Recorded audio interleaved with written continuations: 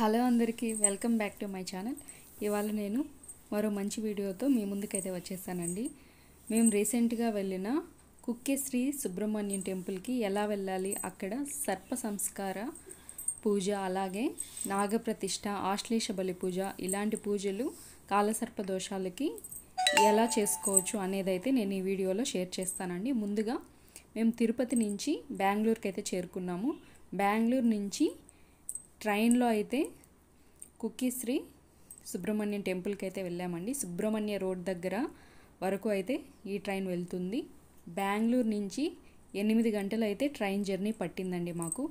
Morning ఎక్కితే train evening 4కి అలా అయితే సుబ్రహ్మణ్య రోడ్ దగ్గర అయితే మేము దిగాము. అక్కడి నుంచి మళ్ళీ బస్సెస్ అండ్ ఆటోస్ అన్నీ కూడా అవైలబిలిటీ ఉంటాయండి టెంపుల్ దగ్గరికి వెళ్ళడానికి. సో మెయిన్గా ఏంటంటే మేము 2-3 టైమ్స్ అయితే ఈ టెంపుల్కి వెళ్ళాలి, సర్ప సంస్కారం పూజ చేసుకోవాలి అని అనుకున్నాము. టికెట్స్ కూడా రెడీ చేసుకున్నాం. కానీ ఆన్లైన్లో అక్కడ చేసుకునే పూజలన్నీ కూడా ఆన్లైన్లో టికెట్లు అనేది చేసుకోవాలి. నేరుగా వెళ్తే అయితే మనకి ఆఫ్లైన్లో దొరకవు. అందువల్ల 2 సార్లు ఆగిపోవాల్సి వచ్చింది. సో ఎట్టకేలకు థర్డ్ టైం అయితే మాకు ఆన్లైన్లోనే టికెట్ అనేది బుక్ చేసుకున్నాము.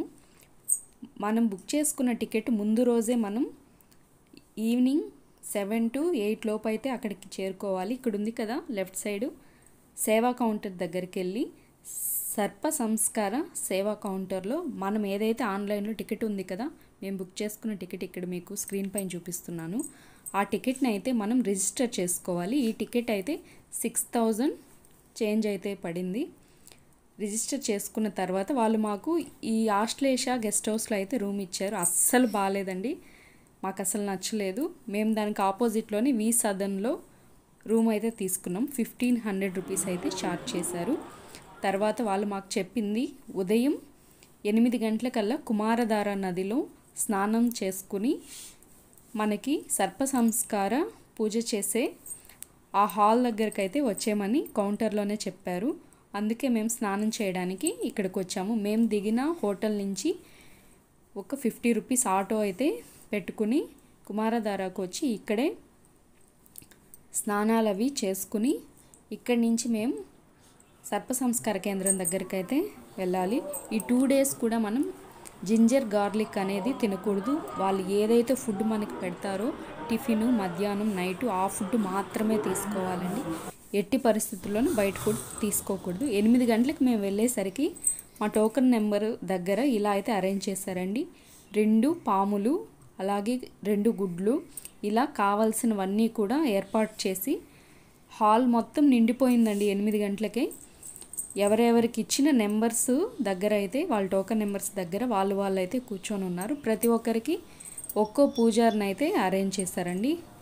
కానీ మాకు కన్నడ రాదు కాబట్టి అక్కడ తెలుగు పూజారి దొరకడానికి చాలా టైం అయితే పట్టింది. అక్కడ వెళ్ళి చెప్పాము మాకు తెలుగు పూజారి కావాలి ఇలా పంతులు గారు అంటే, వాళ్ళు కొంచెం టైం తీసుకున్న తర్వాత అయితే ఒక 5 to 6 మెంబర్స్ తెలుగు వాళ్ళు ఉన్నారు మాలాగే వెళ్ళి పూజ చేసుకున్న వాళ్ళు. వాళ్ళకంతా కలిపి ఒక తెలుగు పంతులు గారిని అయితే పంపించారండి. చూస్తున్నారు కదా, హాల్ మొత్తం 200 మెంబర్స్ అయితే పూజలు చేసుకునే వాళ్ళు ఉన్నారు. ఒక్కొక్క టోకెన్ నెంబర్ దగ్గర వాళ్ళ ఫ్యామిలీకి సంబంధించిన వాళ్ళంతా ఇలా లైన్లో అయితే కూర్చుని వాళ్ళ కోసం వెయిట్ చేస్తున్నారనమాట. పంతులు గారు వచ్చిన తర్వాత మెల్లిగా పూజ అనేది స్టార్ట్ చేశారు. ముందుగా పసుపుతో పిండితోటి చేసిన 2 పాములు అయితే మనకి పెడతారండి ఆకులో. ఒకటి ఆడపాము, ఒకటి మగపాము. మగపామునైతే సర్ప సంస్కారం చేసి హోమంలో అయితే వేసేస్తారు చనిపోయినట్టు. కానీ ఆడపాముకి కడుపులో ఇంకా గుడ్లు ఉన్నాయి, గర్భవతి అని భావించి మనం ఏదైనా అడవిలో చెట్లలో వదిలేసేలాగా మన దగ్గర నుంచి చేస్తారు. ఇక్కడ ఉన్నారు కదా ఈ పంతులు గారు మెయిన్ పంతులు గారు అండి. ఈయనైతే తెలుగు కూడా మాట్లాడతారు. అందరినీ ఇలా రౌండ్గా కూర్చోబెట్టి మనకి సంకల్పం అనేది చెప్పారు. ముఖ్యంగా ఈ కుక్కే సుబ్రహ్మణ్యం టెంపుల్కి వెళ్ళే వాళ్ళు చేంజ్ అయితే తీసుకెళ్ళండి. 50s, 20s, 10s అలా అయితే తీసుకెళ్తే మీకు బాగా యూజ్ అవుతుంది. సంకల్పం చెప్పి పూజ చేయించి ఆ రోజైతే మనల్ని 12 కంతా బయటికి పంపించేస్తారు. ఈరోజు మనం కుక్కే సుబ్రహ్మణ్యం పొలిమేర దాటి ఎక్కడికి వెళ్ళకూడదండి. అంటే ఏ గుళ్ళకి వెళ్ళకూడదు, ఎక్కడికి వెళ్ళకూడదు. మనం సర్ప సంస్కారం చేశాం కాబట్టి వీలైతే మనం అక్కడే షాపింగ్ లేదా పార్కుల చుట్టూ తిరగడం లేదా వెళ్ళి రెస్ట్ తీసుకోవడం ఇలా అయితే చేయొచ్చు. టెంపుల్స్కి వెళ్ళడం అలాంటివి ఏం చేయకూడదు. మేమైతే 12 నుంచి ఈవినింగ్ వరకు కూడా ఆ చుట్టూ ఉన్న పార్క్ చుట్టూ అలా తిరుగుతూ అలా టైం అనేది స్పెండ్ చేసామండి. ఫస్ట్ రోజు అయితే ఇంతేనండి పూజ.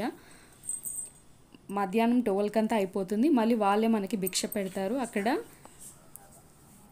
చేసిన తర్వాత భిక్ష మన పనులు ఏమన్నా ఉంటే అక్కడ ఆ సరౌండింగ్స్ వరకు చూసుకొని హోటల్కి అయితే వెళ్ళిపోవచ్చు. డే 2 ఏం జరిగింది, డే 2 పూజలు ఏమేం చేసుకున్నాం అనేది అంతా కూడా నేను పార్ట్ 2 వీడియోలు అనేది ఖచ్చితంగా అప్లోడ్ చేస్తానండి. సో ఇదండి ఇవాల్టి వీడియో. ఆ వీడియో నీకు నచ్చింది అనుకుంటున్నాను. నచ్చితే సపోర్ట్ చేయండి.